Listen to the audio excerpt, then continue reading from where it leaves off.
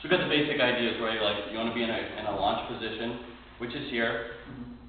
It's not here, right? This isn't where I pull from, which is almost always where people go, oh, this is where they explode. That's exactly like where I'm usually at. Yeah, because if you look at this, I mean, what's the strongest lever? Right at my hip, right? That's that portion. Am I stronger going like that, but if you had a heavy weight, you tuck it in. Yeah, you drop your knees and you drop. Yep. And I've read about that where dropping is not good. You drop your knees underneath. Well, it's not allowed in for deadlifts and deadlift competitions and stuff. How much for delivery and how much for rent? It's $100 for delivery and it's $99.99 for the elliptical. But if you were to get an object and pick it up, for example, like a jerk, if you're going to do a jerk, you would jerk like this, right? Straight up and down. Yeah, it's straight up and down. Butt goes slightly back, knees go. So the same thing. You're keeping the bar over your center of gravity. As soon as it leaves the center of gravity, it takes more effort, more energy to get it to go up. Plus, once you go to receive it, you have to manipulate your body to get back under it. So it's the same thing. Now, when you look at the lifters and they're coming up, once you get past your knees, you really start to speed up. So sometimes it looks like they're kind of pulling here, but usually what they're doing is they're getting from here, and they get really quick from here to here. So as they're coming up, so it almost looks like they're pulling from here, but they're not. They're getting under and pulling. Okay, so that's the philosophy. And then once you get down with the pull, boom, you should be getting down before your arms bend. Okay. So it's boom, my feet are not coming up off the floor.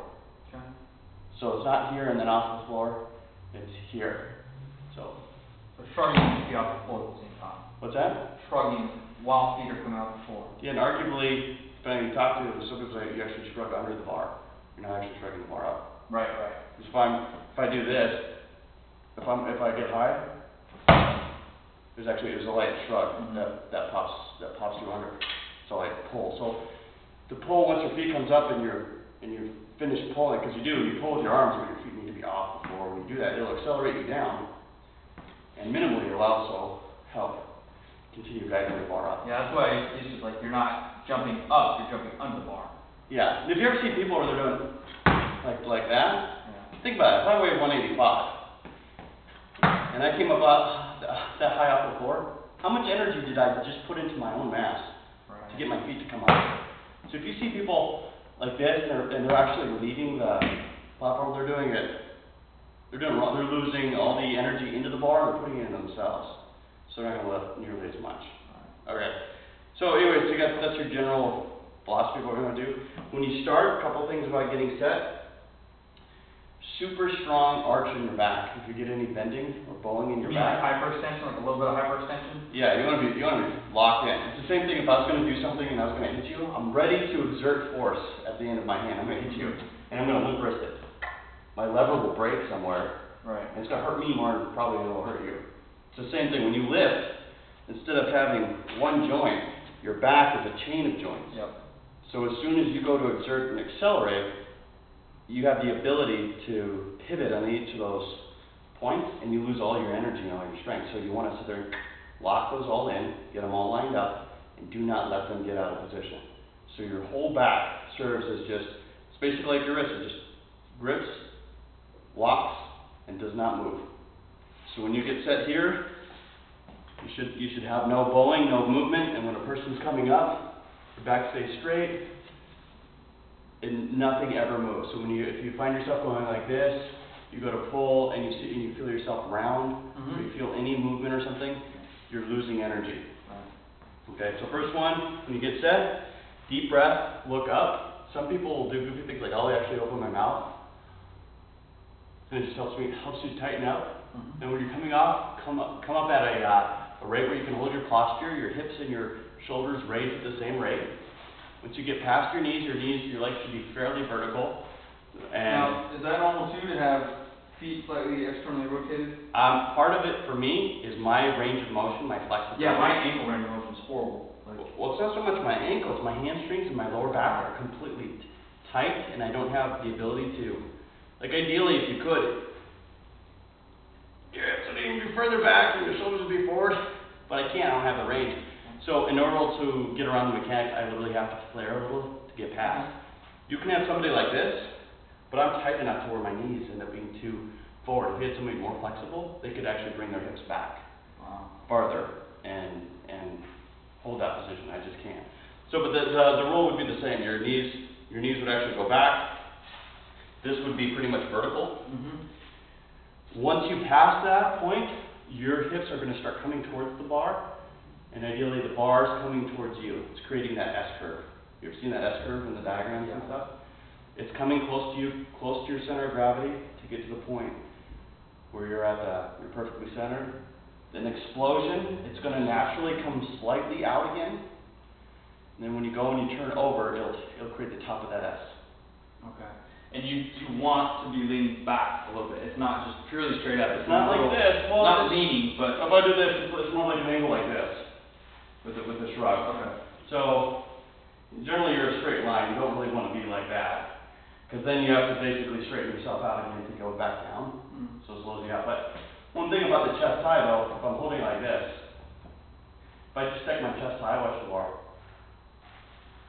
Moves out. Well, it just raises it an inch too. Yeah. And besides, what's your initial posture?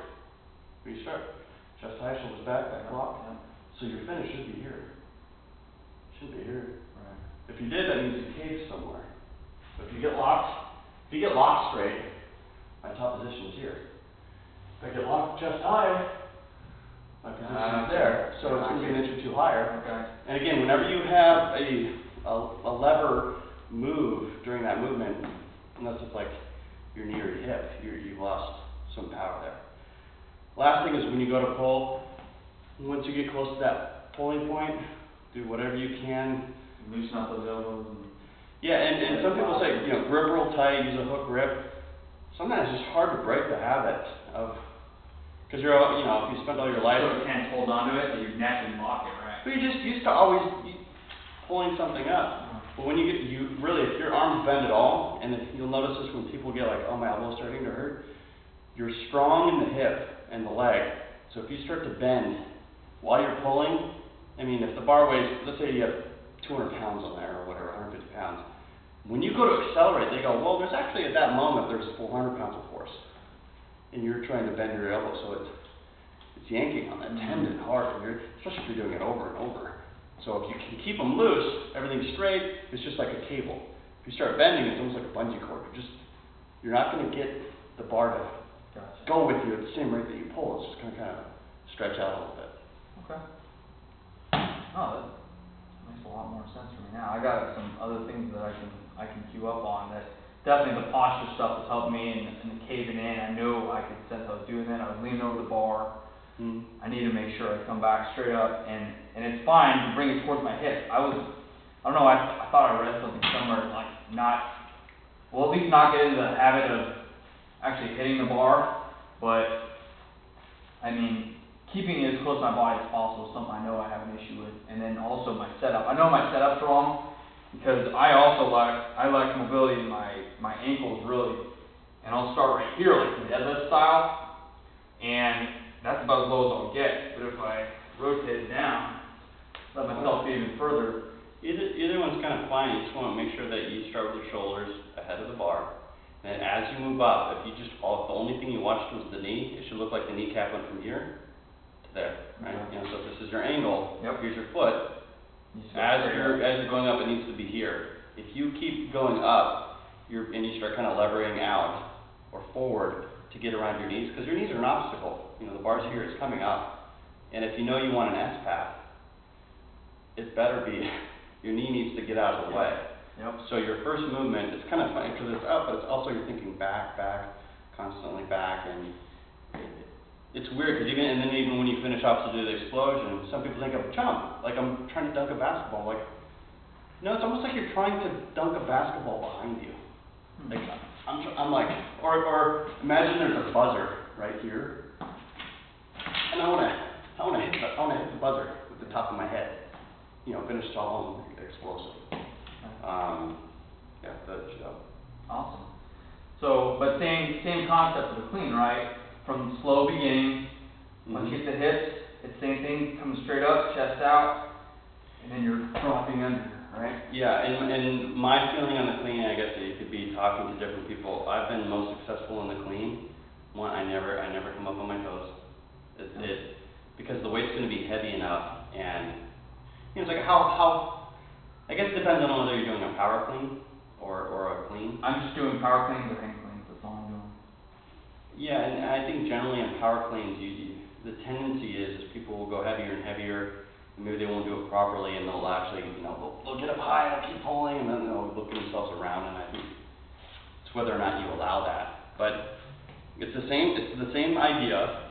And what I try to do is the first thing I do that's a little bit different. I haven't had people tell me this. It's just I'm better at the clean than I am at the snatch. And same thing with the back. You want to get it locked. And when I get set, I really try to stretch my arms out as far. It's not like I'm reaching forward with my shoulders.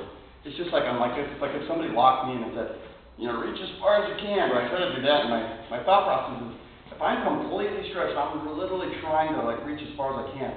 Everything's tight. There's no room for me to stretch. I mean, that's it. That's all I got. So that's one of the first things I'll do is I'll grab the bar, really stretch out, try to be as much as possible. And my first lift, same thing, is I come back so that I'm vertical. If you could, if I had better positioning, which I don't, I would again even be more advanced of the bar. You know, I probably end up tending to be here. And the more weight there is, the more you can kind of lean back on it because it's pulling you forward. But ideally, you'd even be farther forward. And then you start pulling in, your knees come back, and again, you're in this position. So when you go, boom, that's it. And it's not so much that you're hitting it, it's that if I go from here to a straight line, it looks like you're slamming your hips forward. But it's not, I'm just going from an angle to a straight line quickly. And so my two pivoting points, you know, look like they quickly come back, and the other one looks like it goes forward. So it looks like the wrist is hammering forward, but it's not that I'm hammering, so I'm becoming straight. Line though. Right. So once you're there, same thing is as soon as you go boom, the bar has accelerated, it's going up. Take your feet out and whip your elbows around. So as soon as I go boom, that's it. My shrug. Sometimes I'd say it's the first portion maybe. You go boom and your shoulders are shrugging. The finishing of it is your feet should be off the floor. Because it's going to go up, and my finishing shrug be my elbows going around. And you really want to avoid doing the forward motion when you drop down. People will be like this. You can do that until there's any weight, and then there's weight, and you'll dump it. Especially if you ever start catching it in a deep position. Sounds like you won't, but no, my knees are arthritis, but we'll get there. I've actually been starting to incorporate more front squats, and I haven't been able to back squat for like. What's your squat? What does your squat look like? When you do a squat? If I was warmed up.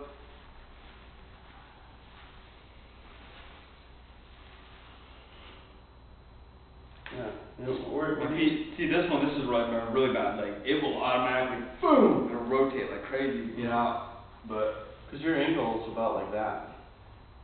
So you have like a powerlifting, or very like if I said, hey, you know, I want you to lift as much possible weight as you can.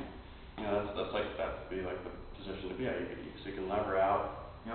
And when you're doing the Oli stuff, you just can't do it because there's no way at all that you can catch the weight. Right, you gotta be straight up. You gotta be straight up. So in terms of your front squat, it's your ass just keeps going down. When I got a bar on me though, I can do that. Because my body, if I got a counterbalance, I can do that. If I'm doing it without weight, I lean forward. It's a good thing, and once you're warm and stuff like that, what you can do is you go, I'm just gonna drop. And you should have